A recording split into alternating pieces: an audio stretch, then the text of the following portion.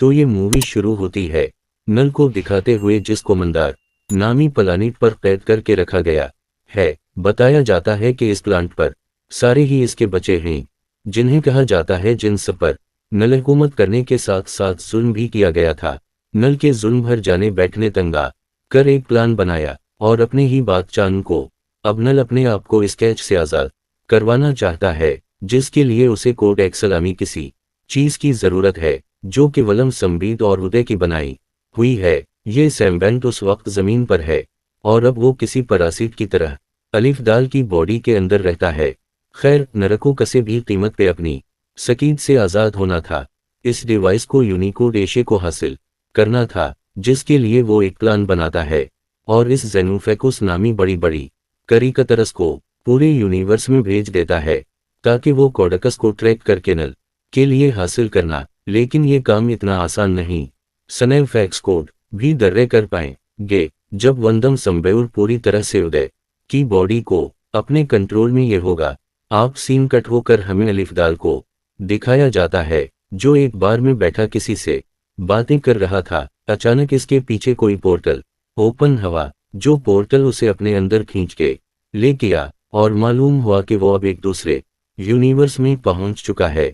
इस यूनिवर्स में भी इस वक्त प्लानिंग आर्ट पर ही और एक शॉकिंग बात उसे ये पता चले है कि पूरी दुनिया उसे और इसके वेनम संबीत को ढूंढ रही है। लेकिन यहाँ पे अदत और वानम ये फैसला करती है कि वो न्यूयॉर्क जाएंगे और एक खास आदमी को ब्लैकमेल करेंगे जो ये सारी सताटियों से उनको बाहर निकाल सकता है। अब उससे पहले कि ये लोग इस शेर से निकल पाते, ये दोनों देखते हैं कि कुछ लोगों ने मासूम डाकस को पकड़ा हुआ था, जिन्हें वो फाइटिंग कंपटीशन के अंदर लेकर जाने वाले थे। ऐसे अंदूकस की जान खतरे में थी और इन बॉक्स को बचाने के लिए अलिफ दाल और वेनम संपरे उन लोगों से लड़ने लग जाते हैं।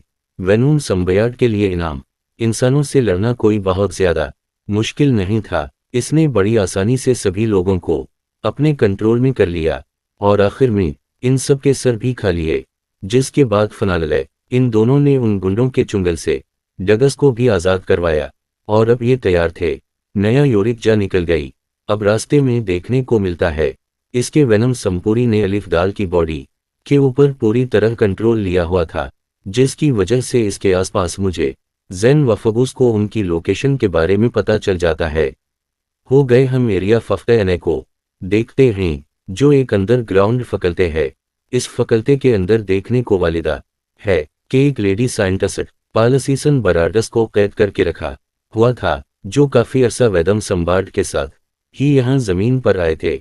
यहीं लदे साइंटिस्ट के साथ हम रेकस नामी एक सोल्जर को भी देखते हैं, जो सैम्बेरस के ऊपर ही सजदे करने के लिए यहाँ आया था और वो ये जानना चाहता था कि आखिर क्यों ये संपेदस दुनिया पे आए थे और वो दुनिया से यूनिवर्सिट से चाहते क्या हैं। लेडीज का अनटरसट रेयर को संपेदस के बारे में बताने लगते हैं, जो किसी पैरासीट के तरह किसी दूसरी कर के शेर के साथ रह सकते हैं।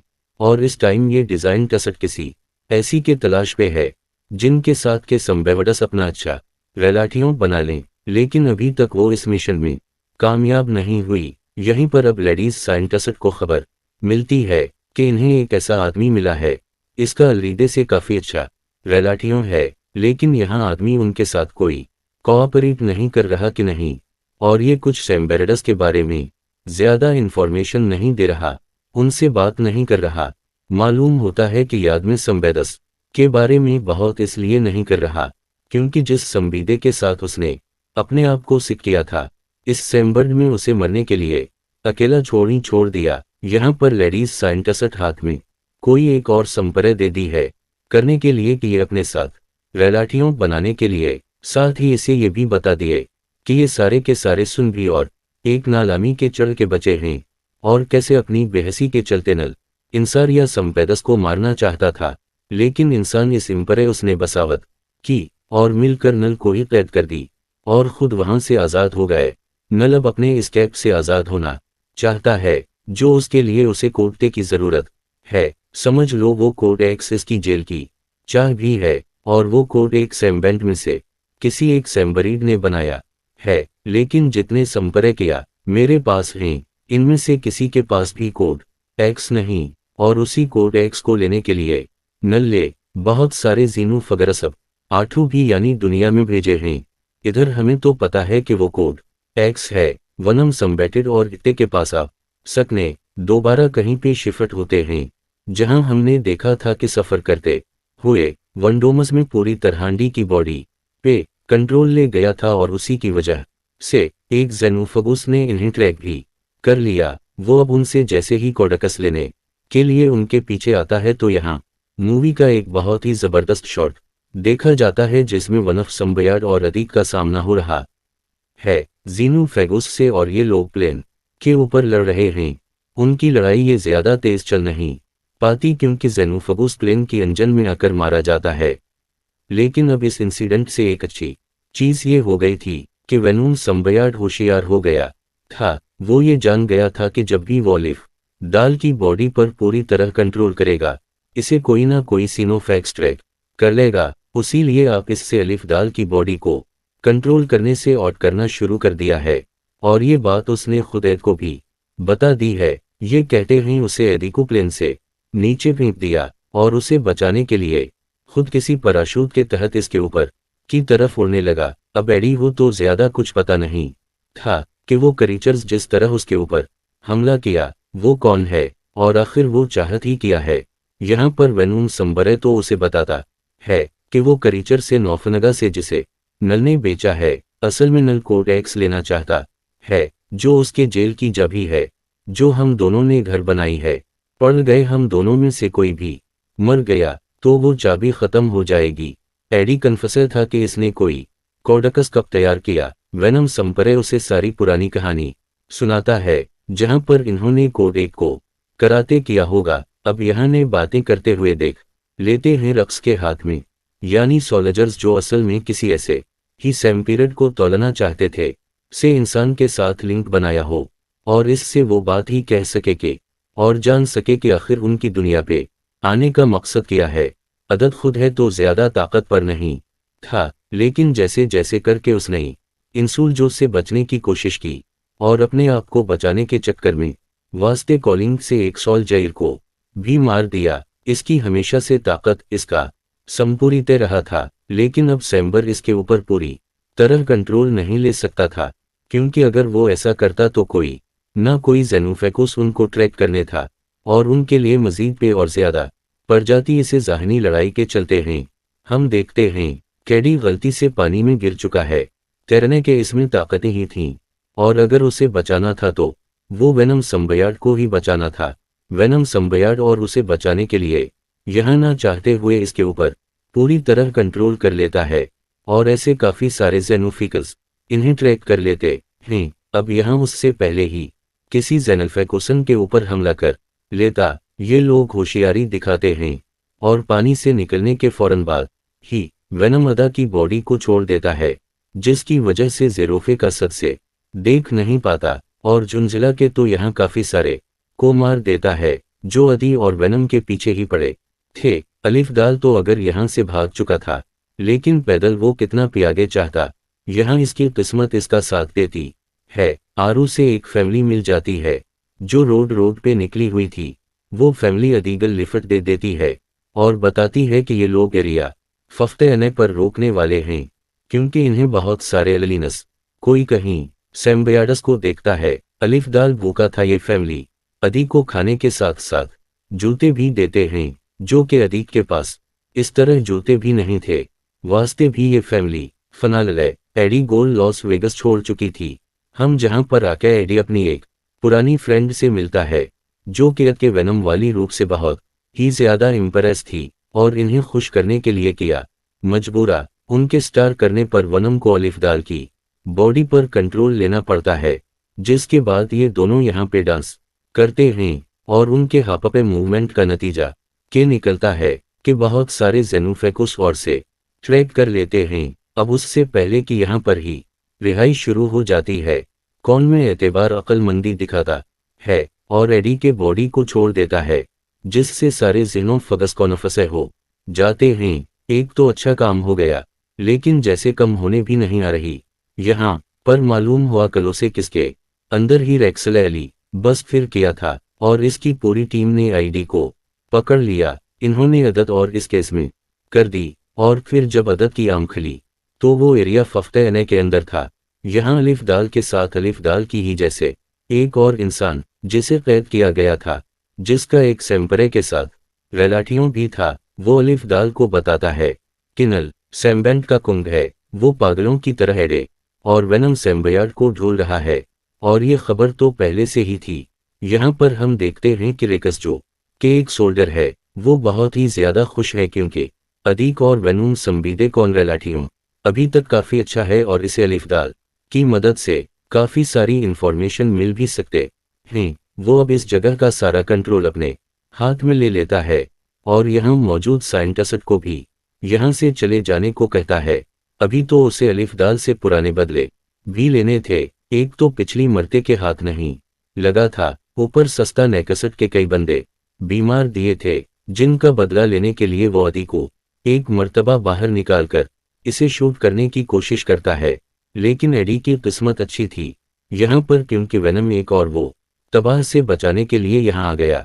लेकिन अब सवाल तो यह है कि वेनम सेनापरत को तो इन लोगों ने एक कैद कर दिया था, तो वो यहाँ आया कैसे?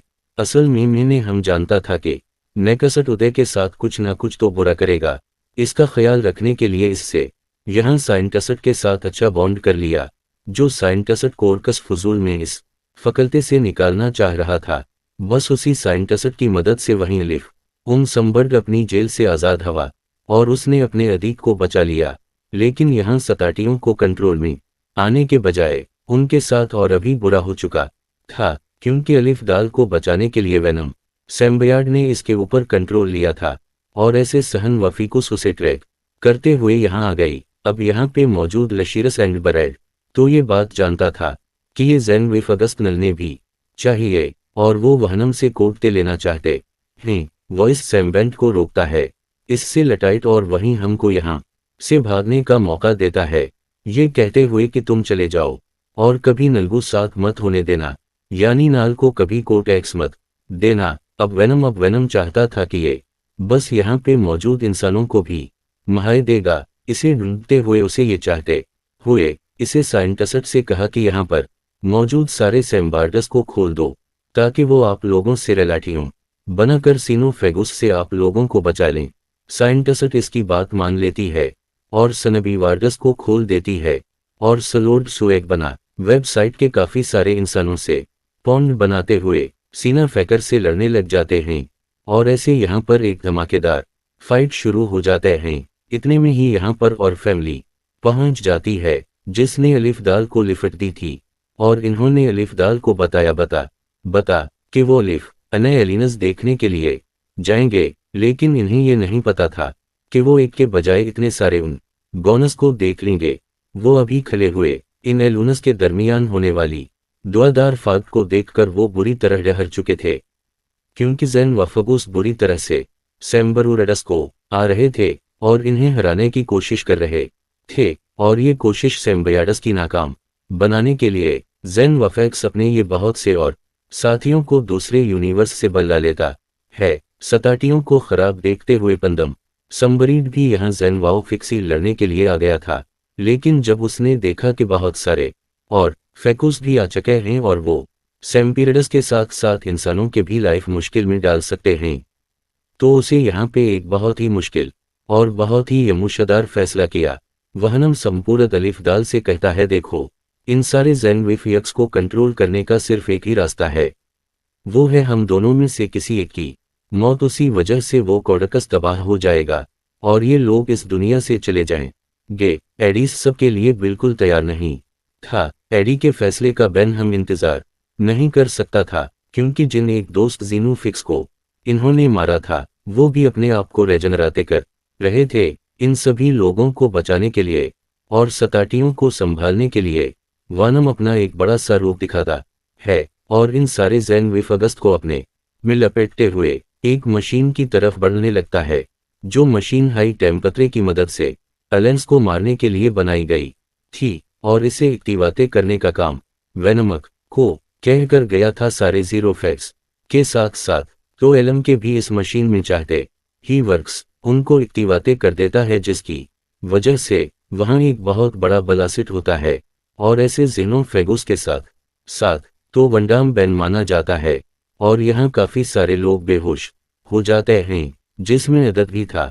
एडी को जब होश आया तो उसे ये मालूम हुआ कि उसका दोस्त यानी वेनम समबोर्ड अब सिंध नहीं बचा, और ये सुनकर हो चुका था उसे इस खबर ने भी कुछ नहीं किया था कि अब उसी पर लगाए गए सभी छोटे सच्चे इल्जाम खत्म कर दिए गए थे और वो इस दुनिया में अपनी नॉर्मल लाइफ जी सकता था। अब यहाँ से इनकत होकर हमें मूवी के ठीक लिस्ट में दोबारा नाल को दिखाया जाता है, जो बहुत ही ज्यादा गुस्से है क्योंकि इस का कोड हो चुका है और इसके यहाँ से निकलने के चनकस तकरीबन खत्म हो गए हैं और इस चीज ने इसके अंदर बदले की आग को और भड़का दिया है। अब वो आगे क्या करेगा, उसी चीज को सस्पेंस में रखते हुए